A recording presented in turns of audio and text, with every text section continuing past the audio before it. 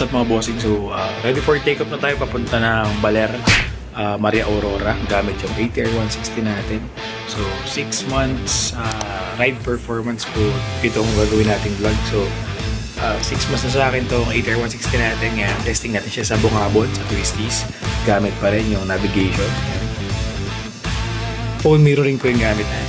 Wala pa rin sa blind, mabilis pa rin kumonek sa carbon light. Let's go!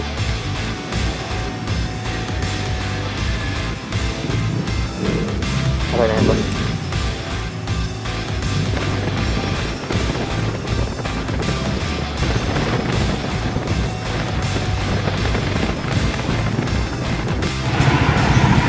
Time check mga tol. Andito na tayo sa Gapan City, Nueva Ecija. Okay pa naman, si ATR 160 natin, goods na goods.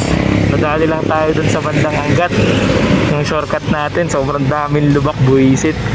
Papunta na Claridel Bypass, pero goods lang, kaya nagmadali tayo ng konti kasi medyo late na tayo. Puputok na tayo ng araw dito.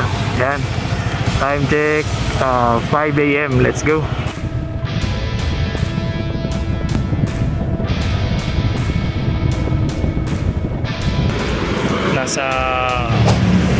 Malapit na tayo sa Bungabong Welcome Arc.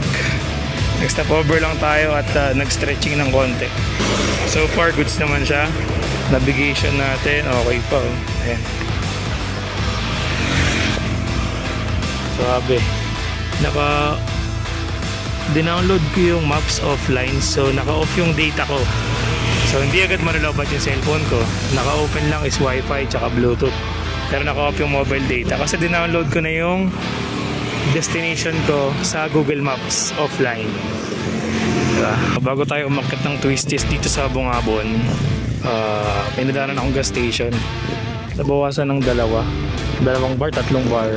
Papagas lang tayo kasi baka walang gas station dun sa Twisties pataas papuntang Baler. 60 kilometers din yun, so just in case lang.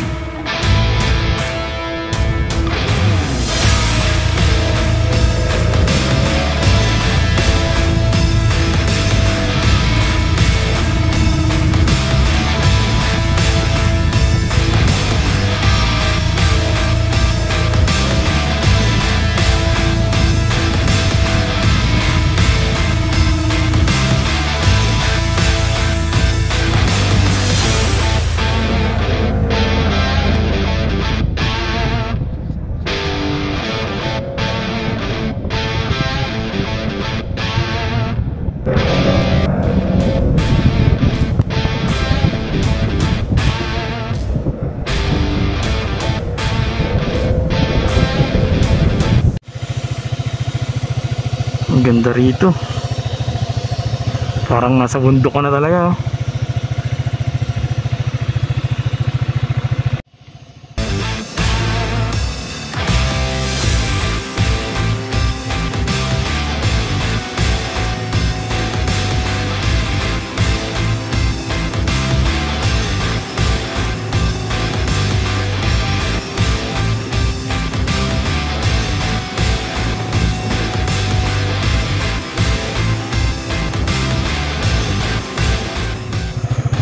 Yun mga chong, nasa Aurora Province tayo, boundary ng Nueva Ecija and Aurora Province.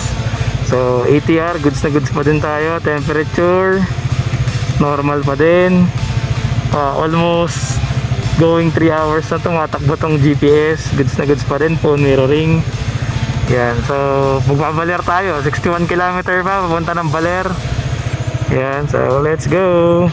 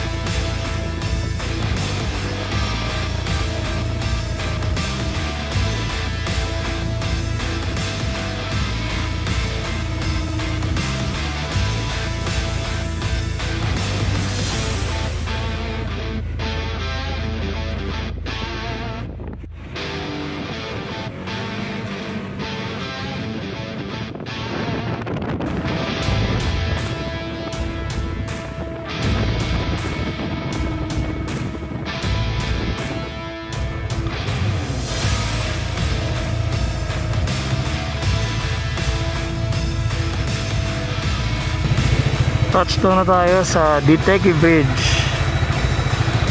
Ganda rito.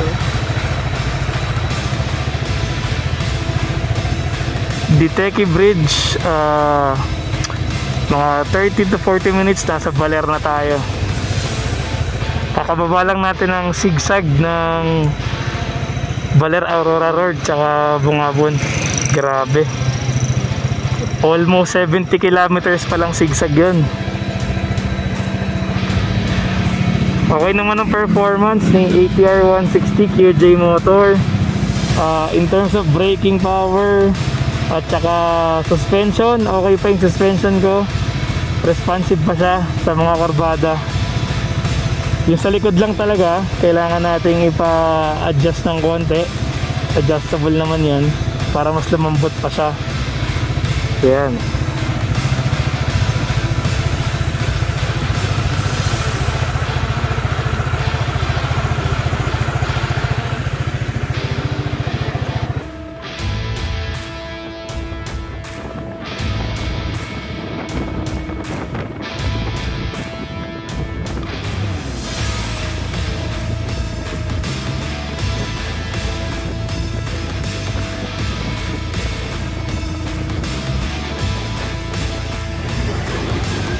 So mga chong, nasa Baler na tayo.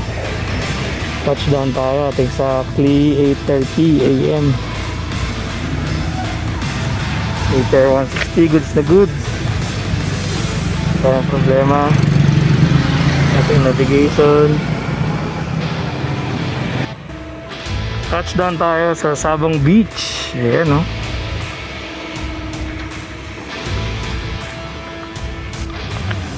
ATR 160. Good job. Okay naman. So 6 months na sa atin si ATR 160. Goods na goods pa din. Andito tayo ngayon sa Sabang Beach. Galing tayo ng Bulacan.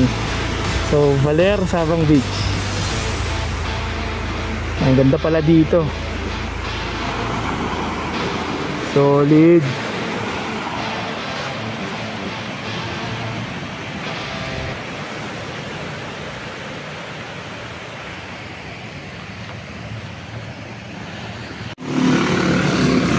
Yun mga chong, nagpahinga muna tayo sandali dito sa may Maria Aurora.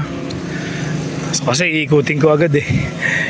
Galing tayo ng Bungabon, di ba? Tapos ikot nang galing tayo ng Baler. balik tayo ng Pantabangan naman, pauwi ng Bulacan. So huminto lang tayo sandali, nagpagas tayo dito, tapos magkakape lang tayo konti. So bigyan ko na rin kayo ng konting feedback para sa ATR 160 natin. So again, 6 months na po sa akin ito. Hindi pa tayo nagpapa-repack ng suspension. Di pa natin pinapalitan yung rear suspension, stock pa din yan. Tapos ang setup lang nito is yung flyball. Naka 14 grams lang siya, binabahan ko ng 1 gram. Tapos regroove ng bell, yun pa lang. Plus MDL yan. So far, goods na goods. Ang daming namatay na insekto. Yan, kasi medyo ratratan dun sa may bandang Baler kanina. Punta ng Baler. Kaya medyo napahataw tayo ng konti. Okay, so mabalik tayo dun sa feedback natin. So after 6 months, so far goods na goods naman. Wala tayong problema. Kaya dun sa mga nakabili ng ATR, mas maganda ma-break in nyo muna ng maayos at ma-ride nyo ng ma-ride yung mga motor nyo para malaman nyo yung full potential nitong ATR 160. Straight 5 hours, straight 6 hours, walang patayin yung makina, walang problema. Yung biyahe natin, lubak, grabe. Putya, dun sa may bandang Angat, grabe yung lubak dun, wasak-wasak talaga. Tapos bangkingan kanina or twisties dun sa may Bungabon na almost 70 kilometers. Wala tayong naging problema. Yung preno niya na stock, responsive pa din talaga. Wala pa tayo naging problema, hindi pa siya lusot, wala pa tumutunog, wala pang issue. Sa preno, okay, goods. Sa power niya kapag bumabanking or sa twisties, walang problema, goods na goods pa din. After 6 months to mga tol, yung feedback na to, baka malito kayo. Okay, so 6 na buwan na sa akin tong ATR 160 and until now wala pa siyang issue, wala pa siyang problema. Update to dun sa mga previous vlog natin. Okay, tapos pagdating naman sa gas consumption, nasa 41 kilometers ako per liter. 40 to 41 kilometers per liter ang consumption ko dito sa aking ATR 160. Pero nung nag 12 grams ako ng bola, lumakas ang consumption niya, kaya pinalitan ko siya ng 14 grams dahil bibiyahe nga tayo dito sa Baler at Bungabon. So ano pa bang pwede kong i-update sa inyo regarding sa wala namang issue, wala namang tunog or unnecessary na issue pagdating sa preno, sa suspension, sa tunog wala naman, sa makina wala. Goods na goods mga tol. Lalo na yung navigation natin. Straight 6 hours, walang patayan yan mga tol. Hindi naman nawawala or whatsoever, wala namang issue. Goods na goods pa rin. Naka-phone mirroring yan simula kanina sa Bulacan. Tapos update ko lang din kayo sa sa paggamit ng navigation. Kung sakasakali, kasi before alam ko may nagko-comment pa na bakit daw umiinit yung cellphone niya pag naka-phone mirroring, kasi bakit daw nakabukas dapat yung mobile data. So kung gagamitin mo yung mapa, mag-phone mirroring ka dyan sa ATR 160, I suggest i-download mo na siya offline, yung Google Maps mo. For example, pupunta ka ng malayong lugar, type mo sa Google Maps, tapos i-download mo na siya offline. Then pag na-download mo ng offline, tsaka mo i-connect dito sa ATR 160 mo, open mo lang yung Wi-Fi and Bluetooth, tapos landscape mo lang, ilak mo sa landscape yung cellphone mo, then pasok mo na siya dyan, tulad yan.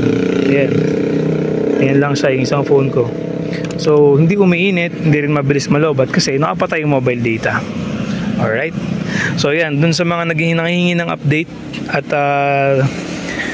may testing kung talagang matibay ba ang ATR 160 for 6 months, wala pa siyang problema, goods na goods. Bulacan to Baler, Bungabon tayo dumaan, 70 km na twisties, talagang twisties na lubak-lubak, wala tayong issue. Yan, goods na goods, walang lumuwag, suspension natin okay, walang leak, wala lahat. Alright, yan, so magkakape muna tayo mga tol sa ATR 160 natin.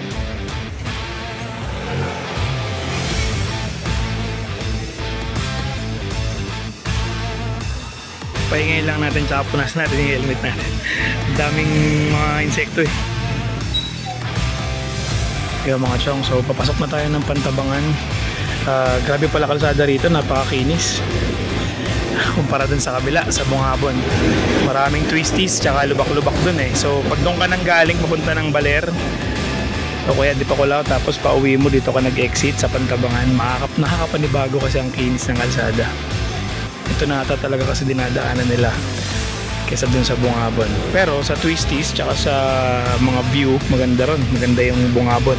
Parang lumalapit yung bundok. Pero kung sa ganda ng kalsada, ito ang masarap daanan at safe. Step over lang tayo.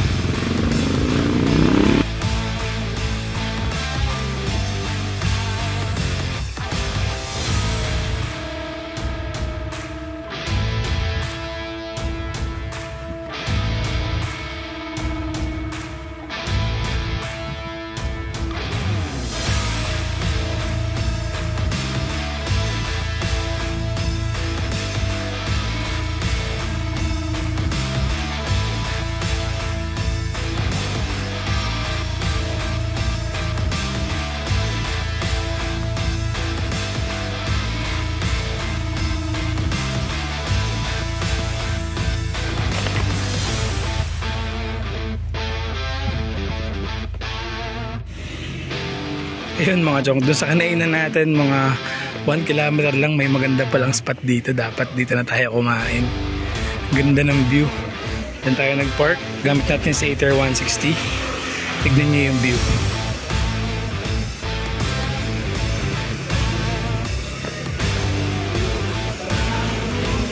Grabe oh.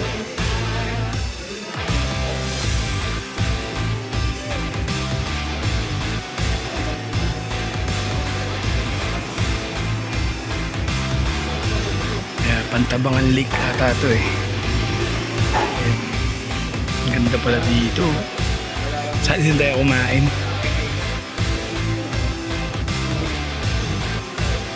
Yan, hindi ko alam kung anong pangalan ng kainan pero mga 6 kilometers bago magpantabangan makikita mo na itong kainan nila. May view. Ganda na. Grabe.